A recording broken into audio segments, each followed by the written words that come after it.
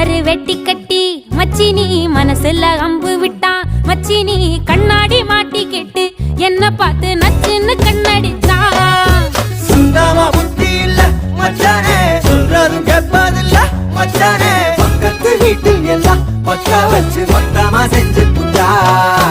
வாழ்க்கைய கெடுத்துட்டங்க மச்சானே, வந்தது அழுதிடுவா மச்சானே. ஏதாச்சும் பேச போனா உன் தங்கச்சி எட்டித்தான் ஓடி போவா.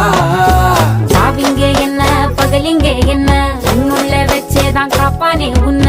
இந்த சோகம் உன் பக்கம் வந்தா எதிரே நின்னு மோதி வெற்றி கொள்வானே.